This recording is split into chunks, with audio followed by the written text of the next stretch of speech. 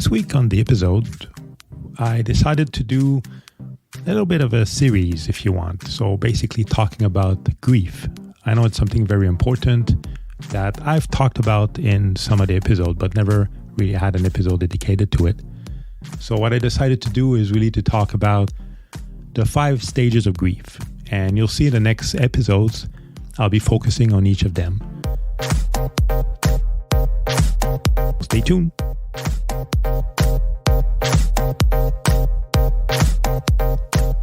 Hello everyone, and welcome to the Divorced Dad Diaries, and I'm your host, Stéphane Jutras. I hope everybody's doing well, and I'm really happy to be back. I know it's been a while, and to be honest, I didn't even realize how long it was. I knew it was a little bit of time since last episode. But I had to go on the podcast app and have a look to see how long has that been really. And I was a bit scared when I saw that it had been like at least over 2 months since I posted anything. And it's not usually me. Usually I try to post at least a bit more often, not as often as I would like to do. And you heard me say that a lot of times before in the episodes. But still, it's been a little while, and I guess, a lot of things happen on this side. So it's nothing about the podcast, and I have a few, even more than a few. I have a bunch of ideas for new episodes, which I'll talk about in a little bit, but definitely not because I didn't feel like doing it or because I basically, decided to stop. I think it was a little break. At the same time, during that time, a lot of things happened. A lot of things happened at work. I got more work and got sick as well for a little while. Caught this kind of bug. I'm not sure exactly what it was, but I'm not usually someone to get sick. But this one was a bit tougher. And it wasn't COVID. It was a bit tougher and lasted definitely a couple of weeks, 2-3 weeks before I got back kind of on my feet. All those excuses why I didn't record an episode. But really, I'll be completely honest. I was thinking about you guys and the podcast regularly, and even wrote a couple of ideas of episodes. I was looking for the right timing to go back and to record something. So this is today. And today is actually July 1st. And I wanted to wish happy Canada Day to all my Canadian listeners and Canadian friends. And I hope you're enjoying the day. I know here in Quebec, it's not that nice of a day today. And also with all the fires happening up north here in Quebec, it's been the past couple of weeks very smoggy, so not that great. But anyways, we enjoy our time and we enjoy ourselves as much as we can, any way we can. So it's always nice for that. That said, I'm really happy to be back. And I hope you guys actually had a great time as well and didn't miss me too much. But here I am, I'm back. And like I said, definitely plan to post more episodes and really push to get those more regularly out to you all. And as always, please reach out to me if you have anything you would like to hear or anything you would like to have discussed. It will be my pleasure to do it. So what's grief? I mean, people talk about it, and obviously everybody experiences it, and pretty much in different ways, but I think I wanted to start really by having a definition of grief and seeing what it means. As I always do, went on my Google search and put grief inside, and there's a few different definitions, but basically all of them circle around this following one. Grief basically involves coping with loss. So either it's death, divorce, loss of a home, or pretty much any, I guess, major event that might happen in people's life. Everyone's basically experiencing grief a different way. There are still kind of common responses to grief and common ways that people deal with it as well. Again, looking at it, specifically looking at divorce and grief during divorce, I kind of did a bit of research on that, and basically, there's 5 main stages of grief for divorce. And not only divorce, I mean, this applies to a lot of the losses that I mentioned before, but specifically, we'll be discussing, obviously, about divorce on that front. So like I said, the 5 stages of divorce basically are defined by the first one, denial, the second one, anger, bargaining, depression, and finally, acceptance. So like I said before, when a couple is going through a divorce, both people, first of all, might experience those different stages at different times or definitely different ways. There's not like a kind of a recipe, but usually, from the research that's been done and looking at the grieving process, people usually go through all those phases. Some might even skip one and go back to them later, but in general, like everybody goes through those different 5 phases. As I mentioned before, at the beginning of the episode, what I'll be doing is really focusing on each of them. So I'm planning to do an episode on each of them, so a series of 5 episodes, to kind of have time to talk about it and discuss about it and give you a little bit of more information. So that's the idea of that. In our case, what's important is talking about the grieving of the loss of a marriage. And, we talk about loss and we talk about divorce, but it's really like the grief is about the loss of the marriage. So either you've been married a couple of weeks, couple of months, couple of years, or many, many years, it's still a loss, and a big loss that often is similar to almost like losing a spouse. And if you guys listen to my previous podcast, I was actually discussing about that, some of the statistics and how important it was in someone's life and the impact that it has as far as anxiety and everything else. And divorce was always on top of the list and very close to a death of a loved one, which makes sense. Again, it's not a physical death, I guess, but you're basically putting an end to that marriage, and it's kind of a death of that marriage and relationship that you have with that person.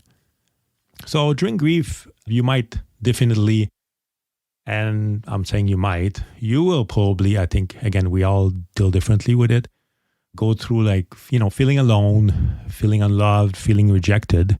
And obviously it depends how the marriage went and the divorce and the separation went. So you might feel different ways, and depending if you're the one ending the divorce or not. But either way, at some point, you kind of sit down and feel alone, which makes sense. You've been married for that long, you've been living together, and all of a sudden you don't see that person and you don't live with that person. And yeah, there's a feeling of feeling alone that happens. And you might even feel rejected, again, depending what happened in the situation. If it's the other person that initiated the separation or divorce, you might start thinking about like being rejected and why I wasn't good enough, and starting to kind of beat up yourself on it, which is completely normal and definitely human nature in that. So bottom line, a lot of people might experience some kind of pain or deep pain as they try to understand why and the reasons for the divorce. And sometimes you don't know. Sometimes it happens and it's clear why it happened. You have some discussion, like in my case. I sat down with my ex-wife and we had a discussion. So it wasn't something really out of the blue. And it was kind of a build-up over the years. But other times it's something sudden that happens. And one of the partner comes to you and decides to want to get a divorce. And that's it. It's something that basically happens right away, and it's really difficult to take. And sometimes finding reasons, everybody, and again, talk about human nature, everybody wants to know why it's happening. And a lot of people break their head on the why. And sometimes you never know why at the end, and you're never sure at 100% why the divorce happened.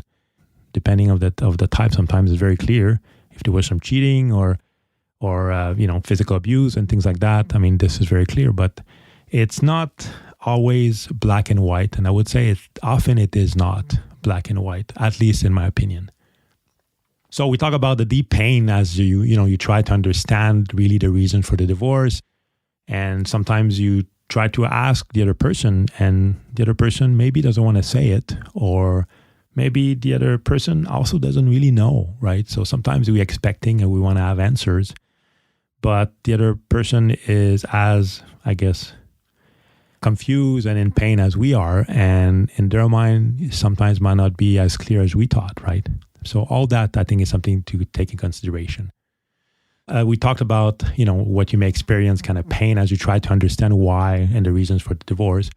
But also you might basically experience some of those symptoms if you want. So there's a little list here. The first one on the list is physical symptoms or illness.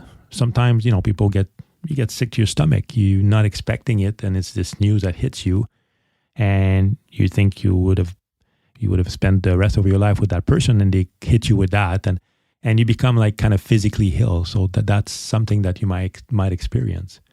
You might also get sleep-related problems. Not enough sleep because of all this thinking and the anxiety that keeps you up, or all the stress and thinking about the different scenarios and thinking about what will happen. So as we know, when it's time to go to sleep, it's always when our brain starts working in overdrive. And one quote that I really love, that I found maybe on a TikTok or at least some kind of video, it was this brain surgeon that was actually giving a speech, and he was talking about everybody experienced that when they go to bed at night. You go to bed and your brain starts going in overload, and all of a sudden you think about all the worst scenarios ever, and it's always the worst things, and it stresses you out, and you stay up all night, and the next day, you wake up whenever you're able to fall asleep, and you start thinking back about it, and you're thinking, why was I that stressed or anxious about this? It's not a big deal. And what that brain surgeon was saying is, he did this whole research on that, and he was actually saying that our brain, obviously, at the end of the day, are very tired, and like your body. And basically, what we should do is when we go to bed, or when we start having like negative thought, if it's after 7 p.m., we should just kind of put that down and just basically tell ourselves that it's our brain that's basically tired and playing tricks on us. And we should basically take that back in the morning and think about it when we're fresh and our brain is also rested. So it's something very interesting, because I'm sure it happened to a lot of you out there, and it happened to me surely. Things that I kind of was stressing about in the evening and during the day, it looked so much clearer and not as bad as I thought during that. So that's a little trick, I would say, on that front. So we talk about sleep-related problems. Like I said, not enough sleep, too much sleep. I mean, it's funny that we put the too much sleep in there as well, but definitely that might be, I guess, that's something you might experience. And by too much sleep is you don't want to deal with anything, so you just sleep all day. You rather sleep than deal with the problems out there and dealing with thinking about the divorce. And you tell yourself, you know what, at least if I go to sleep, I won't have to think about it. So that's kind of the opposite, but definitely some people, that's one of the, I would say, effects or something that they might experience after the news of a divorce or separation. We talk about appetite change as well. Definitely, both ways can be loss of appetite or overeating. I would put that in the same category, a bit of a sleep, and you get kind of anxious and all the stress. So people tend to either like overeat just to compensate, and every time they're stressed, or some people basically have a complete lot of appetite. You remember when you fall in love and basically all you needed and all you could think about was how in love you were with that person, and basically your appetite was almost gone away, at least. So that's definitely something that might happen. Also, we talk about mood swings. So obviously this is a big news, and depending on the time of the day, depending who you talk to and all the thoughts that are going through your head, you might have some mood swing, anger, sadness, and even start being depressed, because it's a big thing. And depression is a big thing as well. And sometimes people and during the marriage, it wasn't going that well. And either some people were already depressed or kind of borderline depressed. And this kind of pushes over the edge on that front. So that's something really important. And what happens as well, there might be some substance abuse or of alcohol or even drugs or, tobacco or cigarette. It's all about kind of shutting down and replacing that pain that you feel with something else. And in this case, it's substance abuse, and it's drinking. You start drinking to forget. So that's definitely not a good thing to do, but it's a mechanism that some people actually have, and just, start drinking or taking drugs or get back, smoking like they were before. So that's kind of a trigger, I guess, that you can have at that. And one of the last thing is the thought of suicide. And obviously, if you experience that and you get to that point, please try to seek counseling right away. And when I say that, there's a bunch of numbers available if ever you have those thoughts. And you know what? I'll put one on the website as well. And you can always reach out as well.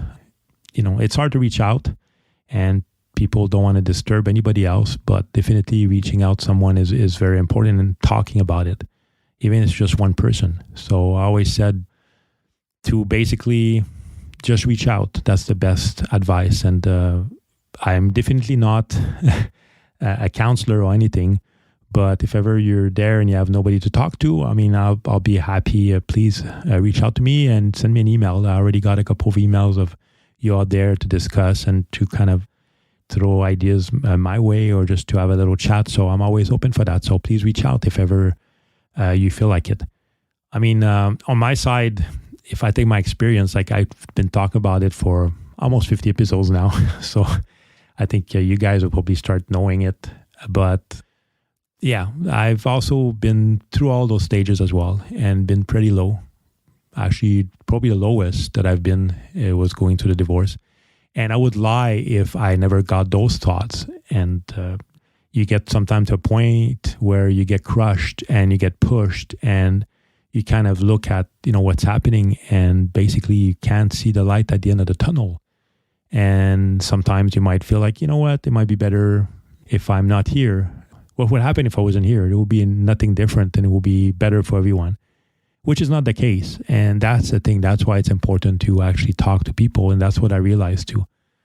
I didn't have many people to talk to, but I had some very, very good friends that helped me out through that. And a very good friend where just the fact that I was able to talk about it, and again, having someone that I know that was there, even if it's just sending a text, even just, kind of knowing someone is there, and someone that cared. And like I said, I realized after that a lot of people care. And as I mentioned before too, a lot of people are actually going through that pain, and they don't talk about it, especially between guys and between men, right? Going back to probably my first episode, the first couple of episodes, I was surprised when I opened up about divorce to my friends, who I thought everybody was happy and just enjoying life, and, perfect marriage and kids, and we would go over and they would laugh, and their wives and them. And I was so surprised when I opened up and talk about me wanting or basically going through a divorce, and they opened up on their relationship, and all of a sudden, honestly, everybody has trouble. Everybody were in pain in some ways.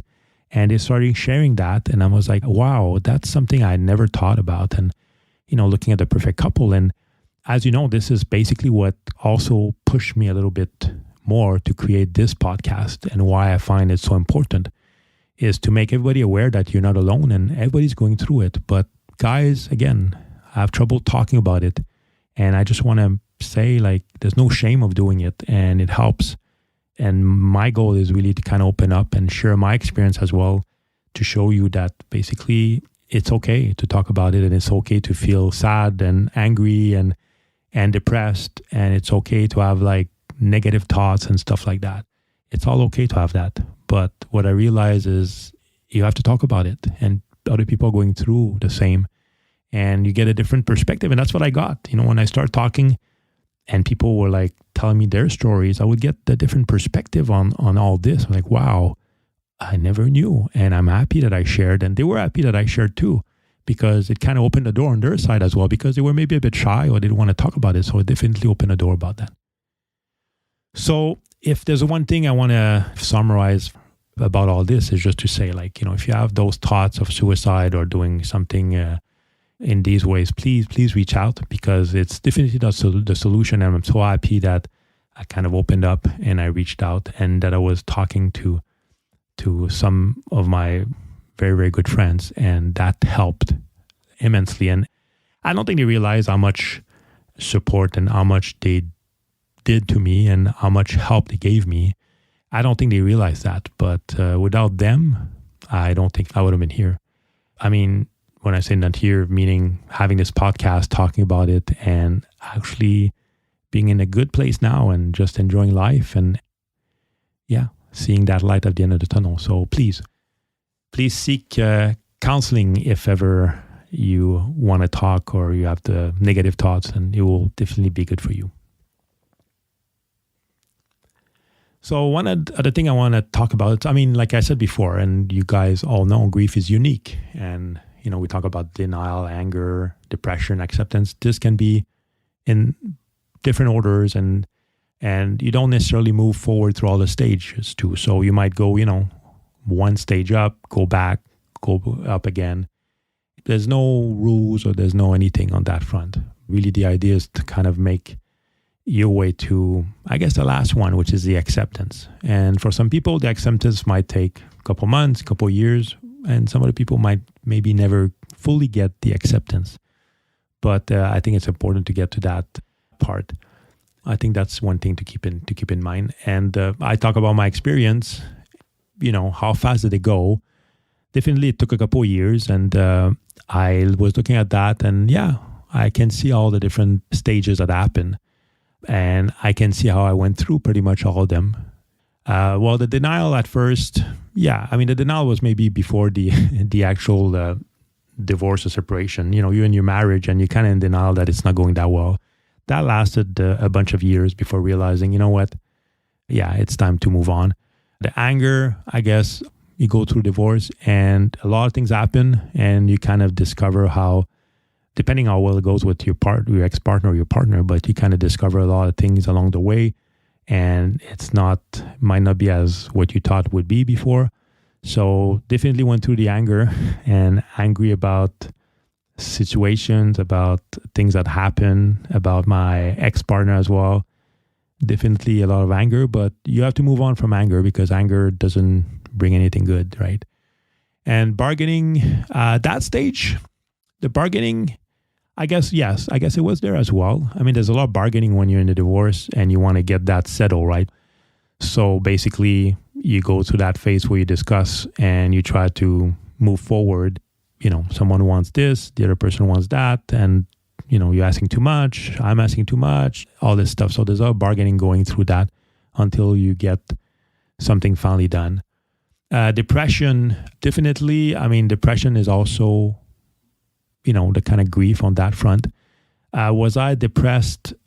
I was depressed during the divorce. Going through, I talked about it before, like just a bit earlier, about, you get beaten down so much and you get such to a low point, and you realize, and I realized, I never said it at the time, or I never maybe realized at the time, but I was depressed for a while. And it's normal. Again, it's something normal that it happens, and to be depressed about this whole thing. That's why seeking help and talking about it definitely helps on that front. After that, after the depression, I guess the acceptance phase, which is basically, you know what? It's better to look forward and go through it and making it as best as it can. And you kind of accept that, there's no way back, and your life change and will change. So I think just to make it the best you can, and kind of accepting that you're moving on and going to the next step in your life, which is never easy to accept all this and just kind of move on, especially when it's a high conflict divorce.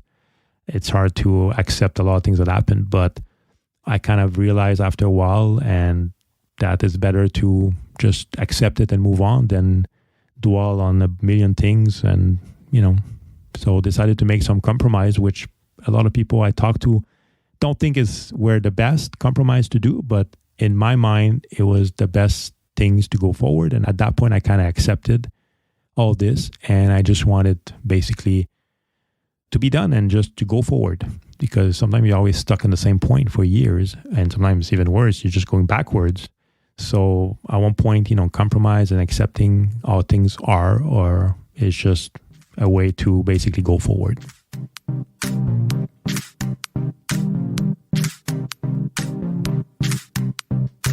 So that's already it for this episode, and I'm really happy to have you all here with me, and hopefully you enjoyed that episode.